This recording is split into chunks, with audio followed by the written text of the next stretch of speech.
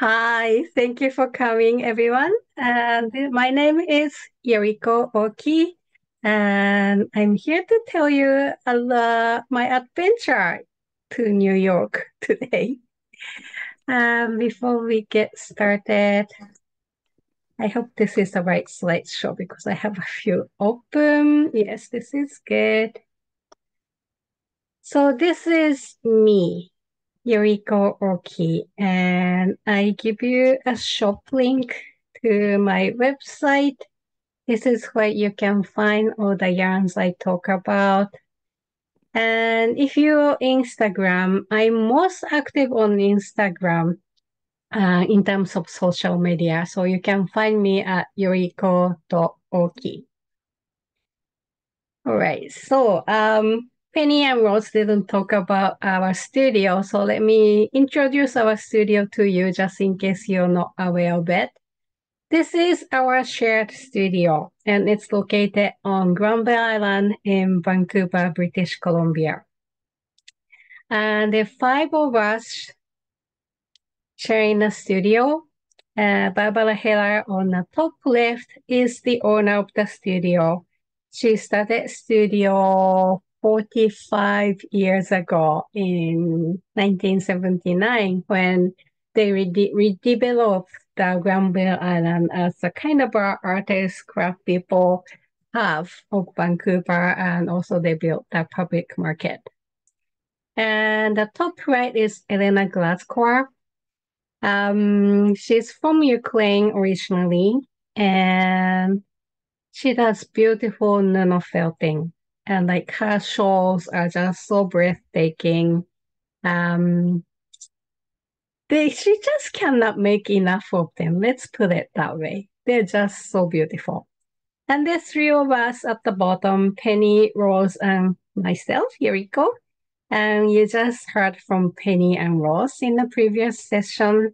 And we often share booths if you see us at the local Fibre or knitting shows. And as you may know, Fibre's West is coming up in a little over 1 month. That's at the end of the March. And it's coming in March in, what's the name? Cloverdale. So if you're local, come and visit us. And we're so looking forward to seeing our customers again. Okay, a little bit about myself. I like to call myself a weaver, dyer, and knitter. I love everything about fiber arts, and I also teach classes. The most popular ones are color classes, but I do teach rigid heddle weaving, and also I do a little bit of knitting classes as well. I started crochet when I was about 5 years old, and I taught myself how to knit, tat, embroidery, all kinds of fiber arts throughout elementary school days. I taught myself using my mom's really, really old either magazine or book. I don't even know what the title of the book is because the both front and back cover were gone when I got it. But I had so much fun from that book. And I was a good kid, I think, for my mom because I got the book and she gave me a little bit yarn and a little bit equipment, and I was happy just doing something on my own all night and listening to baseball games. That's how I was listening to baseball games on radio. That's how I grew up.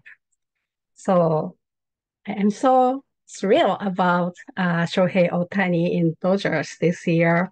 He moved to Dodgers, but probably you're not baseball people. I skipped that. I spare you. Okay, so before I get started, I started online business 8 years ago. I've been dyeing yarn. Like I joined the studio 20 years ago, and I've been dyeing yarn since. So I had a business as a brick and mortar store for a long time. But I started this little Etsy shop 8 years ago, and every year, this is my biggest sale every year. I take 20% of everything. So I like to start the anniversary sale a little bit earlier for you, for the Fibre Love Affair people.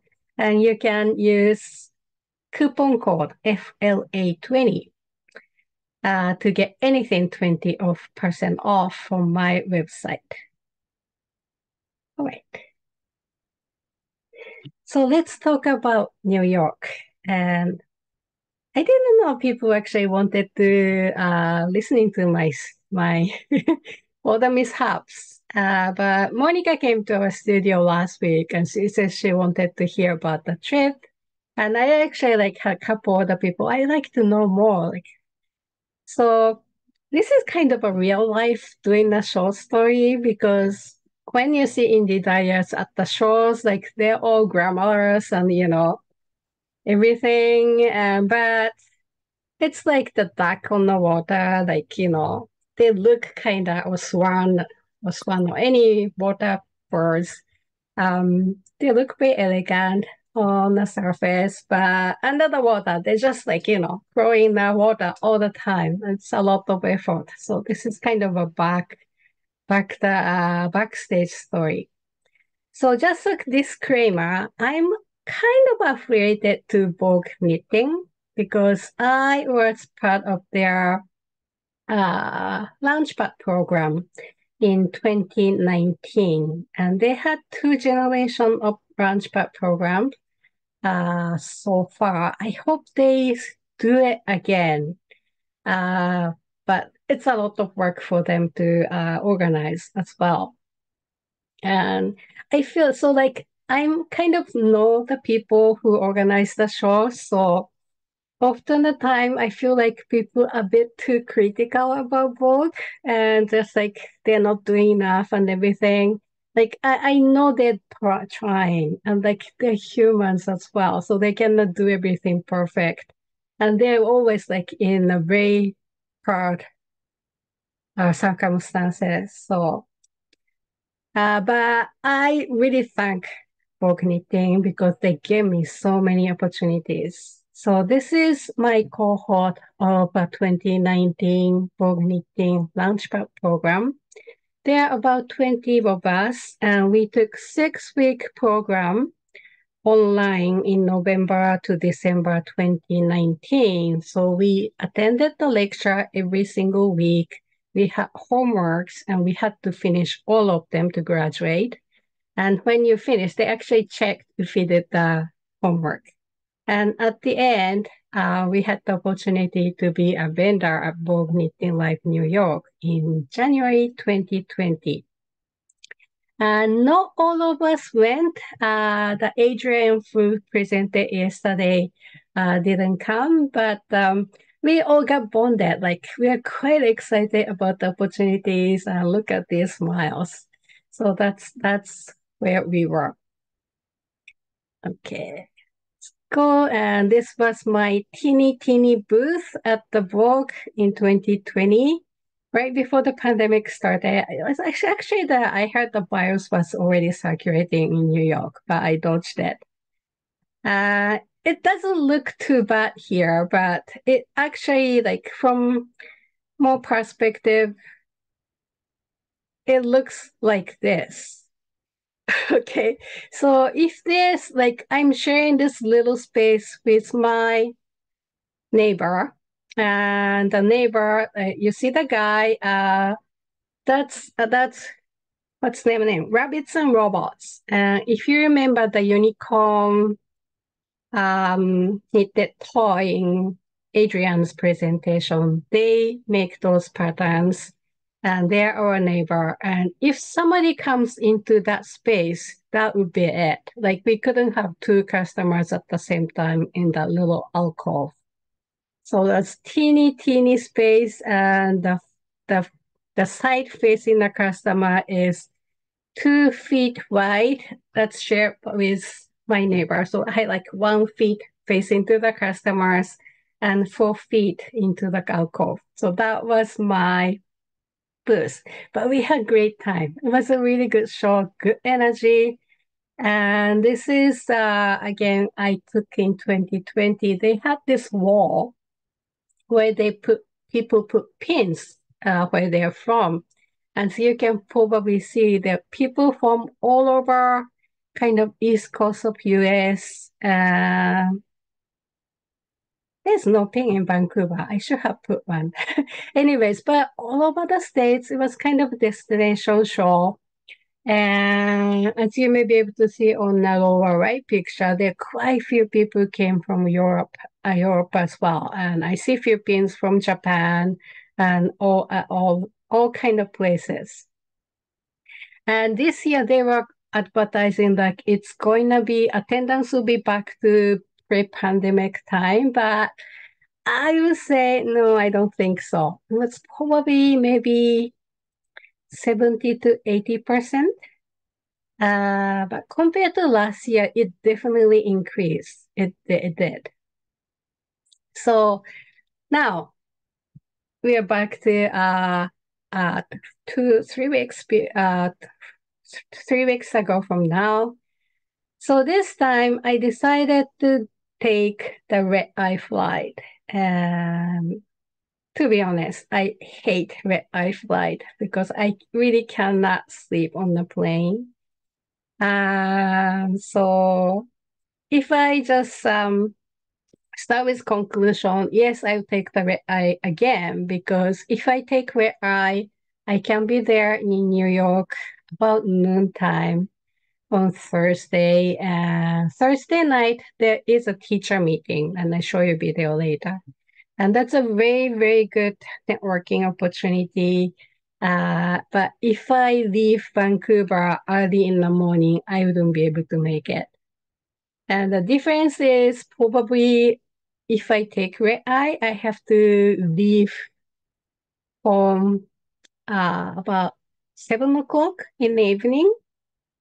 And if I take the day flight, I have to leave home 3:30 in the morning. And leaving at 3:30 in the morning was not fun. And also being at the airport at 4 o'clock was a little scary, I have to say. So I think I will take the red eye flight again. But anyways, the left side, Vancouver Airport, 10 o'clock in the evening, right before the flight, it was deserted. But even the gate was not even open, so we had to wait outside. But there are a few people, so it was not like completely empty. Opposed to when I was there like 4 o'clock in the morning, there was nobody, like nobody other than me. And even the light was off. So, the light comes on as I walk. It was like in the movie. Um, yeah, that was scary. And like the scariest thing is the next person came, like, I was like, is he a good guy? Or like, I hope he's okay. I am sure he was thinking like, oh God, like I hope that woman is a good woman, like good person. So it probably went to both ways. So the entire trip was a little bit stressful in a way because just so many things went wrong this time, but I survived. Like my patience was definitely tested. So it actually started long time ago. And then, a few weeks ago, the shipping problem started happening. But the first, like after I started traveling, the first problem was I had to change the plane at Atlanta, Georgia.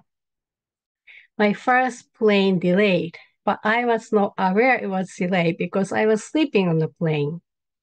And then so I got off the plane, I checked the huge board, checked the next gate and so on, and then checked the time, and it's like 30 minutes before the next one depart. So the first flight was 30 minutes late. And then I checked out the gate and it was on a different terminal. So I had to take the kind of subway-like thing to go to the two terminals away. I ran, like I like literally ran, got there about 10 minutes before the departure time. And the person at the gate was angry. Like she just yelled at me, like, you cannot be late like this, blah, blah, blah, blah. And I stared at her like I was just so sleepy to just fight back and say, my plane just arrived. I just came as soon as I could. And then she kind of shut up. And then she scanned my ticket and she says, oh, you're not on this flight. It's like, yes, I am on this flight. And like she had to check it again, took her about 5 minutes. But it was not just my problem. But finally I got on the plane and then arrived in New York. So this is like right in front of the hotel where the Vogue Knitting Live is held. And that's where the Anderson Cooper does the New Year countdown every year. And just like hustle bustle all the time outside, so many people. And being from Tokyo, Japan, I kind of feel at home at this point. But when I arrived at the New York, it was supposed to arrive about a little before 10 o'clock. So I booked a van shuttle at 11 o'clock. But for some reason, they started texting me about 9:20, and my like airplane mode is still on. Like literally plane landed about 9:22. And they started texting me right away, and like, where are you? We are here to pick you up, blah, blah, blah. But like I was starving. I had to eat. And like I said, like, my appointment is 11 o'clock. I'll be there at 11. So I had to grab something to eat.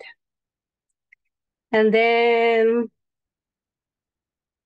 actually when I went to the conveyor for the luggage pickup, my bags were not there because everyone else is gone and they took the luggage just to be safe side. But I found it. But I was out about 10:30, so 30 minutes before the appointment, but the driver was angry again. So I feel like everyone is angry at me this time. I don't know what's going on. But that was okay. I kind of shook it off. So I arrived at the New York about noontime. So this time they gave me, oops, the room facing the Broadway. So this is the view from my room. It's 12th floor, but it was noisy. And as you know, like people don't sleep in New York. It's always noisy. It was a good thing I was tired and the noise didn't stop me from sleeping. Okay. So I don't have a lot of pictures, I have to say, because my phone was in my booth all the time because they had to use it to process the credit card transaction. But I do have lots of diagrams. And just to show you the scale of the show, they use 4 floors in total. Okay, so the fourth floor, there's registration kind of a counter there, as you probably know if you've been to our show before. And these are all classroom. The colored one is all classroom. And before the pandemic, I think, yeah, it was this floor. Stephen West had a booth or table right here. And he was just alone there. I think the book people wanted to separate him from other vendors because probably people just crowd the other vendors' booth as well.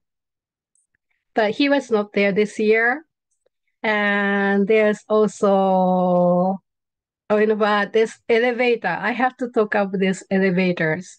So this is a cluster of elevators. And usually like first day or two, people just talk about that crazy elevators. And there's 16 elevators there, like 12 outside and 4 inside. They are all assigned by a letter like O, P, L, whatever. And there's a panel right in the front here. So you go in here to the elevator hall. And then if you're going up to your room, then you scan your key and then the system knows where you're going, or like if you're going to the conference floors like this, you can just push the button. And then the panel says, take elevator, say, oh. And then you have to find elevator O, which is somewhere in this circle, within a limited time before the elevator door closes. And quite often, this elevator hall is filled with people. So you don't even know where that elevator is because there's no map at this panel. I thought like it'd be nice to have a kind of a map of the assigned letters there, but there's no. So this is like a game.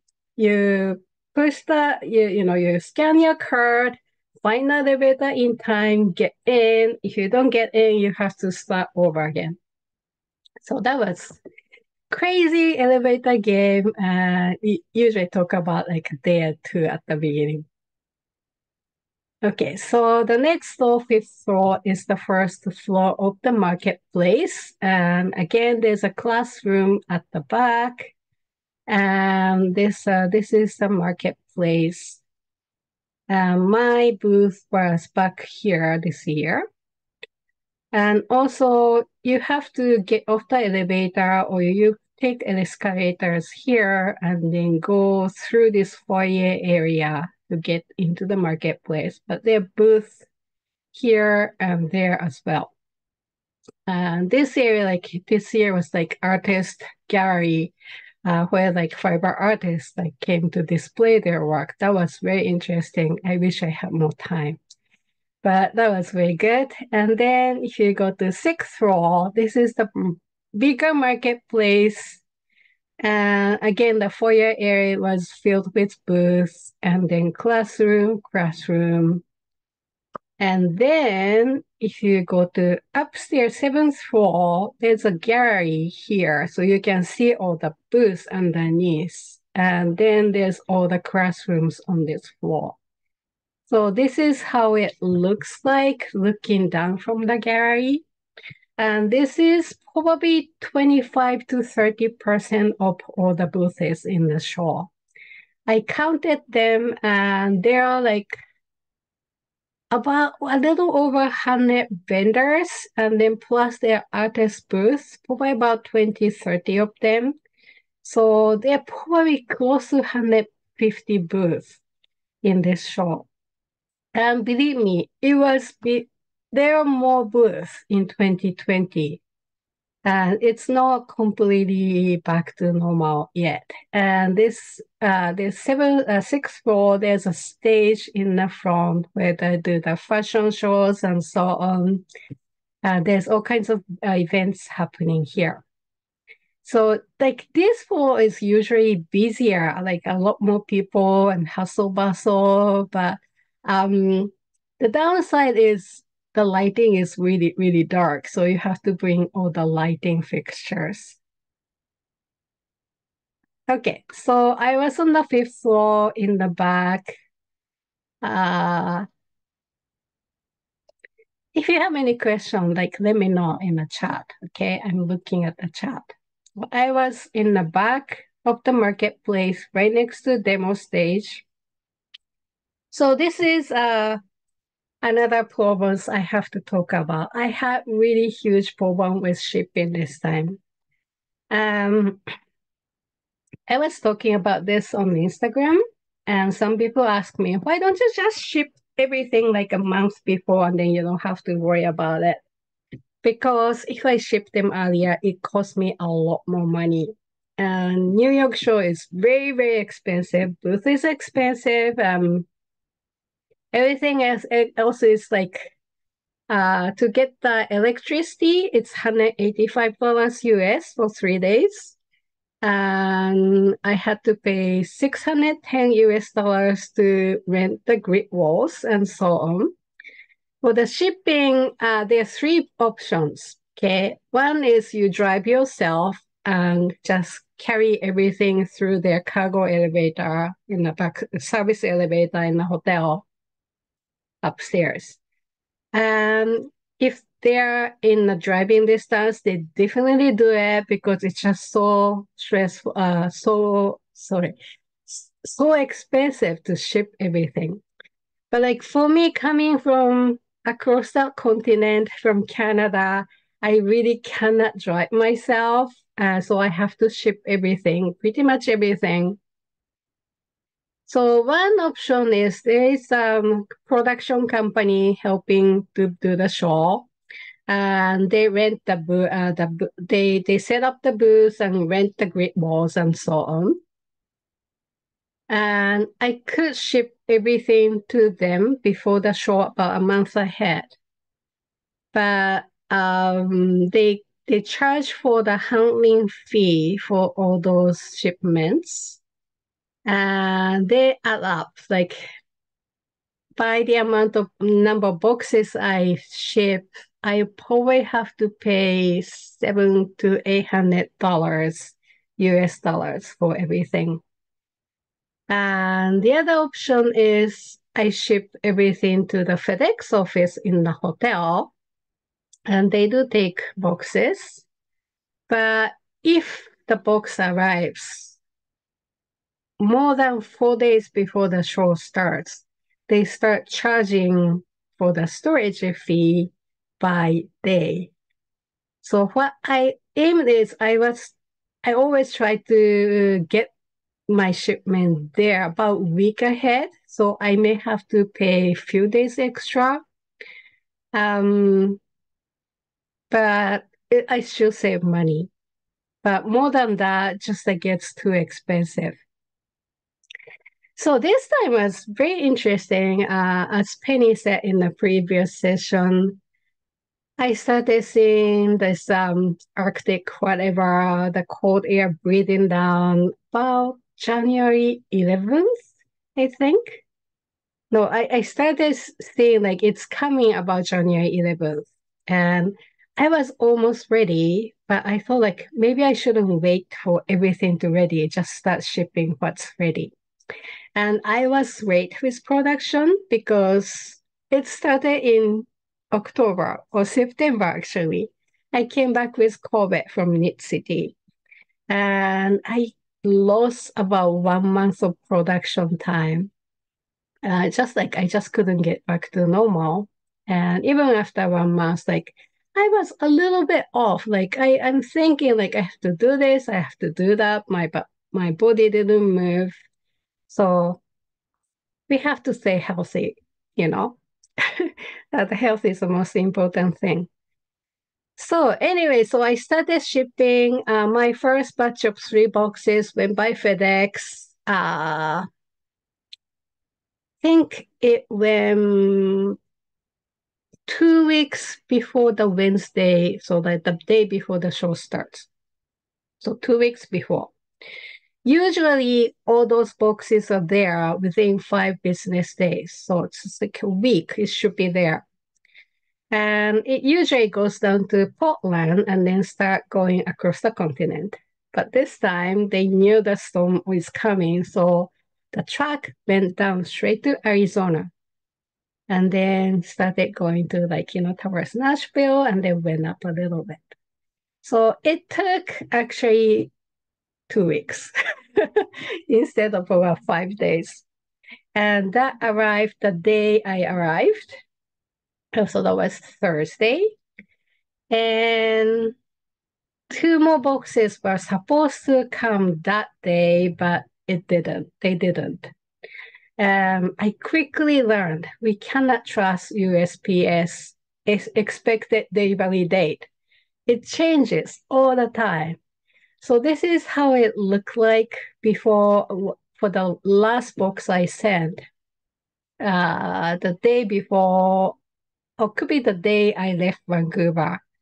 And it says Monday 29th. So I saw like, oh gosh, it doesn't make it. But 1 box, that's probably okay. And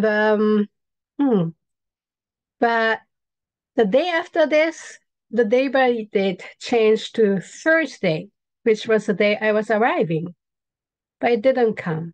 The next day, it says it's arriving on Friday by 9 o'clock, didn't come.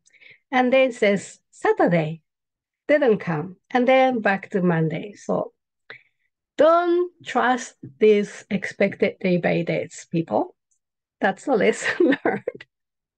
It was probably a lot easier, like if she just stayed as Monday, because like I knew, like, it's gonna come. That's fine. But just like the date changing all the time was really hard for me. So, so this is how my booth looked like after the first two boxes. As you see, it's pretty empty because it's just two boxes. But what I did is as soon as I found out like my shipment may not arrive, I packed my suitcase using the vacuum pack as much as I could until it hit the 23 kilograms. That's the maximum I could bring. So it's more than two boxes, more like 2.5 boxes full of stuff. I was just not ready. And this is the night before the show started. And I was feeling, I hope like two more boxes come tomorrow. And then two more boxes did come. So this is when it looked like when the show started. It doesn't look too bad, is it? So anyways, that's how it looked like. And then I like to introduce my lovely, lovely booth people, booth helpers. They call it booth babes. They call themselves booth babes. Yes, they are booth babes. And I have to say, I'm very, very lucky when it comes to people I meet through this business. I ask for help for a number of people. They're all super nice and capable. And Jasmine, the black woman here, she worked for me last year. So I'm very proud of her. She started the master's degree program in psychology this year, and she wants to be a therapist eventually. So I'm very happy for her, and I really wish her the best for her future. And unfortunately, I had another very, very nice woman who helped me last year. Her name is Joanna, and she suddenly passed away in December. Sorry. I'm sorry. That was very shocking to me. She was traveling with her family and especially sister. I think she was driving with her sister that day, and suddenly she started coughing really badly, and she thought she was having asthma attack, but they didn't stop for a few hours. So her sister took her to ER, and they found out she was having heart attack, and she died overnight. So that was really shocking. Like it actually happened, I think mid December, and well, yes, I grieved quite a bit, but then I kind of panicked. I have to find one more person because it's not fair to Jasmine to leave her alone in my booth when I'm teaching. So I made the last call for help in New York, and a number of people responded, and some of them were even Vancouver or Calgary, and I fly and help you. Like, no, that's a little too much. Thank you. But yeah, I was really moved. But and I found a local person. Her name's on the left side here is Hannah. She's a social worker and she used to work at the homeless shelter, and she now works on homeless policy in New York City. Very capable person, and just happened to be these two women knew each other through the knitting group. So it worked out very well. So those are our helpers, and this is my booth when I started, and then show started and people came in. There we go. And the one thing I was just kicking myself is I didn't take a good picture of this blanket. And this is upcoming. Saying, is there any question? Are we good? Yeah, I know, Monica. It was very, very, very sad, and I sure cannot believe it in a way. Because I just communicate with her like at the beginning of December, just a couple weeks before. Anyways, so this is the Seigai Show by Duke. Um, this was a big hit. This is a big hit everywhere I go. And Penny always tells me like, you have to make more. Like I'm making more, but I'm selling more as well. So this beautiful design it's a shawl and it's a collaboration in a sense. He had the design and I suggested the colors. So I dyed this color combination for him. And now he decided he wants a blanket. So he literally finished this blanket right before the show and brought it to the show Saturday morning. And as soon as I hung them and then put the sides, coming later this week, you can pre-order the kit. People start kind of swarming around this blanket. This is beautiful. Like, I want to make something like this. And then people are angry because it was not ready. Like Nancy said, people get mad when they were not ready. But it's coming. Yes, Sega has blanket, Mimi. It's coming. And he's frantically writing a pattern right now. But he has lots going on in his personal life as well. His mom was diagnosed with Alzheimer. She is just gradually losing her memories, and he spent 2 months in Japan with her over the new year, starting December to January. So I hope he has time to write the pattern. He promised like it'll be done before fall, but the problem is I don't have any show lineup for the fall yet, as Knit City is not happening this year in Vancouver. So possibly again, Vogue Knitting Live New York, maybe the first show I can show this to the audience again. But anyways, yeah, people are kind of mad, like, what do you mean by it's not ready yet? Like, it's just teasing us. And yes, we are teasing you. And it is coming.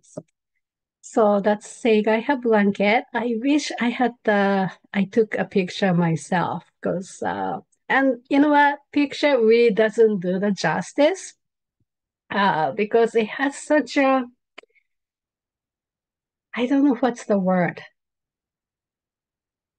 Very substantial. It is knitted with worsted weight and slip again like mosaic knitting, so slip stitch patterns, but like slip mosaic with garter stitch. So it has a little bit thickness and cushiness, and it was just like it's just so nice to touch. And it's big enough to cover maybe me. So like it's a really good size. Okay, so the market went like so, and I taught 2 classes. I only have picture from one class because the other one, Color Magic, is not really, how do you say, um, it doesn't like picture well what people doing, but I make people think a lot in the class. So it's more like thinking kind of class. And this is the other class I taught for the first time at Vogue Knitting Live. It's called Optical Blending with Mohair Yarn. So what I do basically is I mix colors. I teach people how to mix colors using mohair yarn. And optical blending is called marling in knitting world, but I use optical blending because it's more universal word. If you're a weaver, you're doing that all the time, and you're probably aware of that too. But I always say like this class always gets quieter and quieter and quieter towards the class because people are so focused trying more colors and more colors and more colors. One time I tried to talk at the end of the class and somebody said, just wait, I'm knitting. So I'll say, oh, I'm sorry. So people just start really focused on having fun. And often I hear, I never thought mixing these two colors, but they look great. So yeah, if you have the choice to chance to take this class, please do because it's just so much fun. And then here are some pictures with people, and the video in the middle is from the teacher meeting from Thursday night. You may see some familiar faces, and the knitting teachers are very loud bunch, I have to say. When they're talking about knitting, like they just don't stop chatting in a good way. And it was so much fun. And here's a Zandy Peters on the top left, and Terry from at Haynes House Yarn. If you have chance to go to DC area, Maryland in States, she opened a yarn shop called Gathering Yarn. She has small selection of my yarn. She took them from the New York show. And of course, the right hand side is Lily Ching. And these three people, like, they're so sweet. They always ask me, like, let's take pictures. So I always do have to take pictures with them. Okay. And then the show was over, like, before I knew it. Like, I was just running around so much this time. So as I said, I don't have a lot of pictures because I didn't have the phone with me all the time. But I do, or like I did learn to enjoy myself uh, during and after the show. Like I used to go to the show, teach, and came back and just did nothing before, after, or in between. But this was my third time to go to the New York show. So I kind of have like more mental capacity to explore the city, walk around. And the one place I went to is okay, the ramen, Kuyu ramen. It's just like one block from the hotel, not even one block, just next block. And the food is expensive in New York. Okay. If you're in Vancouver, like, you know, the food is getting expensive here, right? So, like, think of that price, put a couple of dollars on top, and just change that to Canadian dollar to US dollar without conversion. So, like, if you're thinking of, like, in Granby Island, we probably thinking of about $18 for any lunch item. So two plus couple of dollars, like 20. So yeah, lunch is about $20 US. And if you want to sit down dinner, you're probably thinking of $30 to $40 anywhere you go around the venue. Anyways, this ramen was, I think it was $19 a bowl.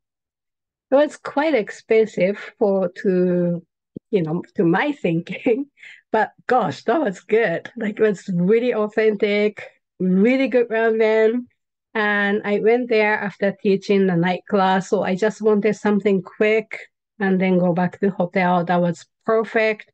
Good service and quick service. And I highly recommend. It's right next block from the hotel. And then, of course, right across the hotel, there's a juniors restaurant. I think it's a chain restaurant, I believe. There are like lots of juniors in New York. Um, this is I ate after the show. It's a big bowl of salad. Like if you look at the size of fork, you probably can tell. It was like this big. It's like washing basin. I was craving for salad. I was craving for salad for 3 days, but I didn't want to eat anything raw before the show ends because I didn't want to take chance. You don't want to get upset stomach or get sick or something, right? So it was a huge bowl of salad and I ate it all.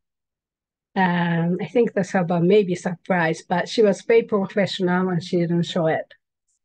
And then last day on Monday, I didn't have to stay that day. Or maybe, hang on. No, I had to stay that day so that I can ship out all the leftover yarn back to me. But I could have just left about noonish, but I booked a flight that flies about 5:30. So I had few hours to kind of walk around, explore. It was a little cold, so I didn't feel like doing any kind of a sightseeing thing. But I went to this fabric store called Metal Textiles. It's just easily walking distance from the hotel. The fashion district is just really literally 5 minutes away from the hotel by foot. And there are tons of fabric stores, notion stores, and trim stores. Really eye candy. And I went to the Metro Textile. It's a very small shop, but he has very interesting things for really good price. And that was recommended by Jen Stern. You may know her as a sewing teacher. She writes for Threads magazine, and she used to teach at Stitches. That's how I got to know her. So before the show, I texted her, like, Jen, like, which fabric store should I go? I just want to go one store, just have a 1 hour or so. And she recommended this one. I'm glad I did.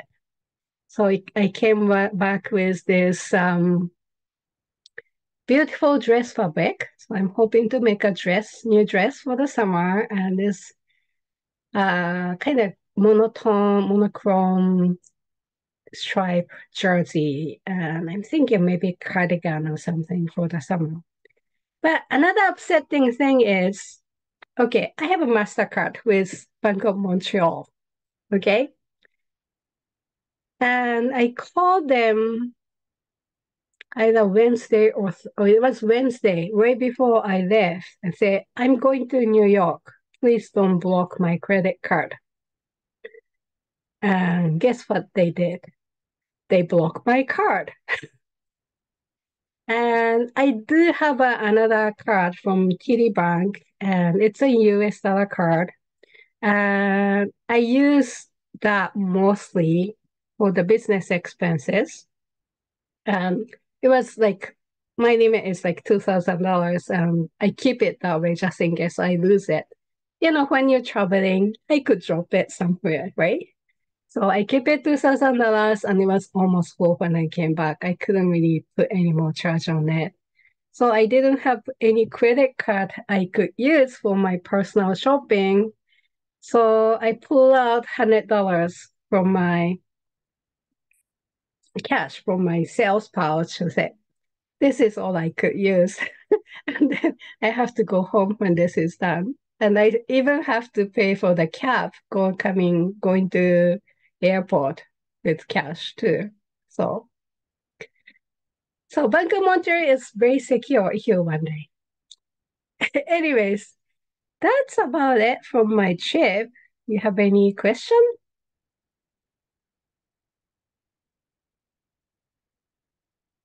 I'm kind of surprised that everybody stayed for my ranting.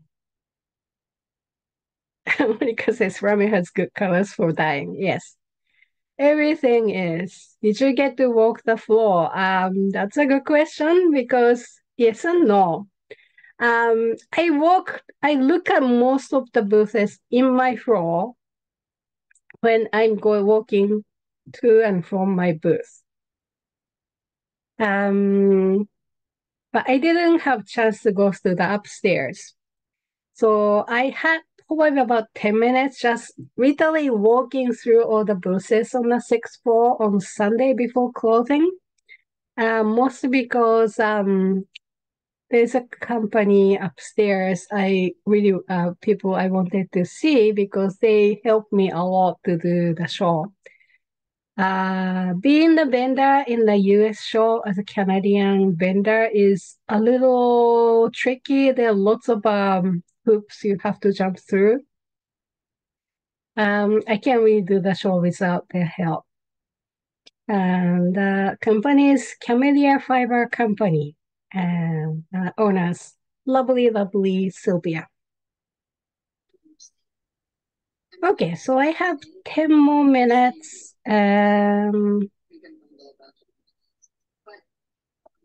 Ramen. Yeah. So this is the sweater I just show you, and the field sweater. It's lovely, very challenging in a way, but it's very satisfying when you see these grains start forming. And a lot of people, I heard a lot of people say like they can't really see that grain as they start knitting. Uh, my advice is just keep knitting. It doesn't really show very well until you get about this high. Like when it's right on the needle, you don't really see that grain. But when you go up, you start seeing those grains forming. And then the one box that didn't arrive at the show on time contained all these colorways I dyed for the Countdown Calendar 2024. Good news is the box is finally coming back, I believe. According to FedEx, they tried to deliver at the studio 9 o'clock a.m. yesterday. And I feel like, come on, nothing is open at 9 o'clock on Granville Island. I understand they probably wanted to get it done before the island gets busy. But literally, like, no shops open at 9 o'clock except the public market. So hopefully it's coming on Monday, Penny. You'll be the one to receive it. What was the bestseller? Yes, that's a good and also, like, as soon as I show you the screen, as soon as I get them, that'll be probably Wednesday because I'll be back at studio on Wednesday. Then I have to take pictures and I put on the website. So the coupon code is good until Wednesday, but I have this ready by the weekend where my official anniversary sale starts. So if you like to get one of these, they will be there. So one of the best sellers, of course, this set for Sandy's Blooming Brioche Shawl. And I put this shawl right at the entrance of my booth, and it was definitely an eye catcher. A lot of people came in to look at it. Of course, it's very technical knitting, so a lot of people says one day. Yes, I totally understand, but I saw lots of people taking picture of this information. And I sold everything I had and in terms of yarn for this shawl, and I had one more order. So that I shipped last week. It's no surprise, but whatever I have a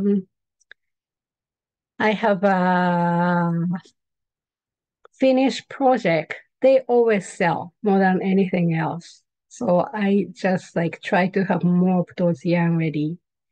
And of course, the Seigai Hasho was a big hit.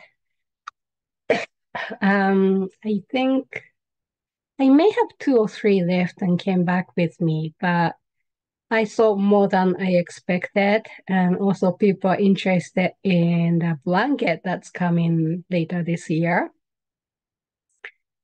Okay, and also this Morning Mist on Sparkle. It's very subtle colorways, but I sold out this colorway. And I had more than usual. So that was nice. Oh, and the last couple of shows, I had this. This is the mini skein set we use for this Seigai Hasho. But I had this as a full skein set. So 5 full skeins I had two of them were gone on the first day. And I had one or two at Knit City, and they're all gone on the first day as well. So I probably have more at Fibers West next month if you're interested. Okay, and also this co-fighter shop. And I always tell people this colorway was not particularly a big seller before Nat designed this shawl for me. And but since I have this, I started showing this shawl in the shawl. Every time I dye double batch of these colorways and I sell them all. And this time was no exception. I sold out of this colorway. It's coffee time. And this is really elegant. And my sparkle yarn has very subtle sparkle.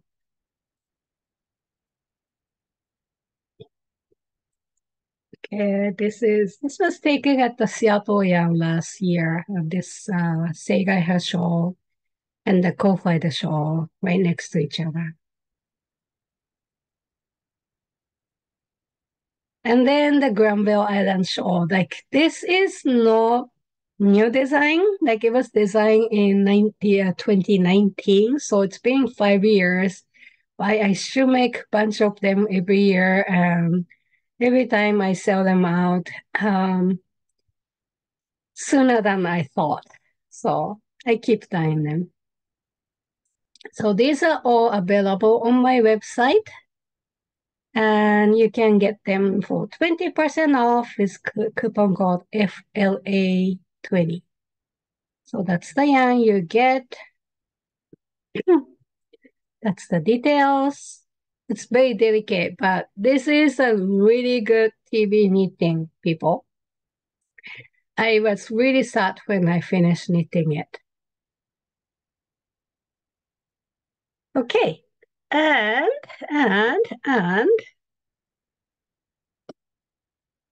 Nancy just released the design yesterday, right? So I just made quickly a kit for that design. And there may be a bit of mistake in the description. I really haven't had chance to um, look at it, but this is my shop. I give you the link again. Oh,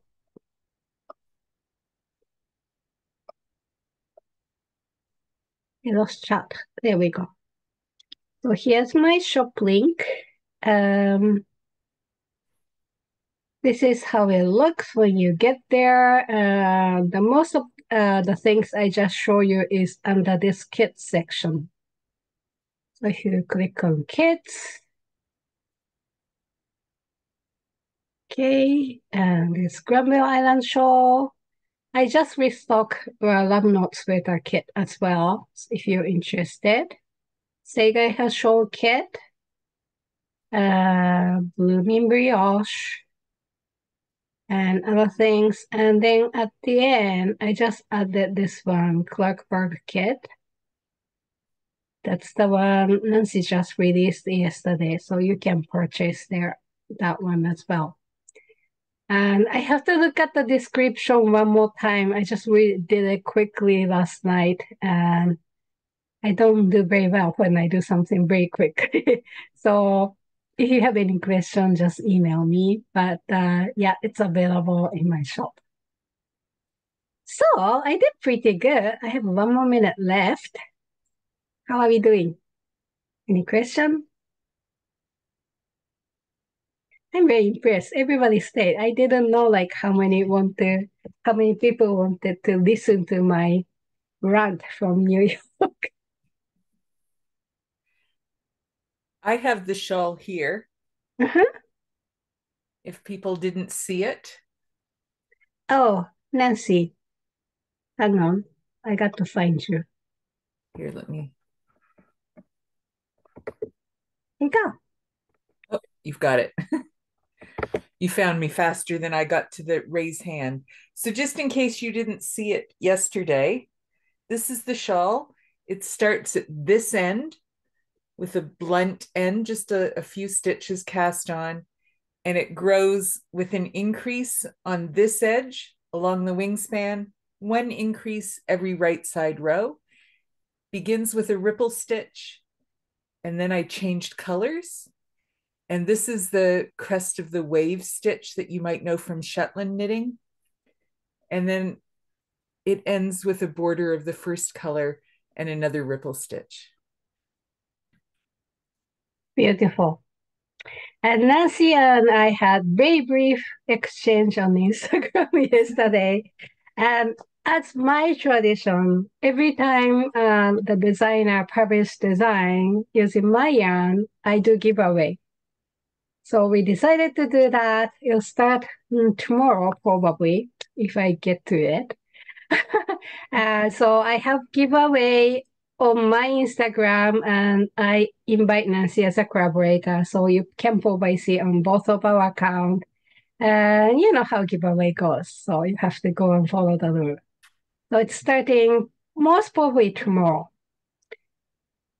So that's that. What's the name of that show? It's a Clarkburg.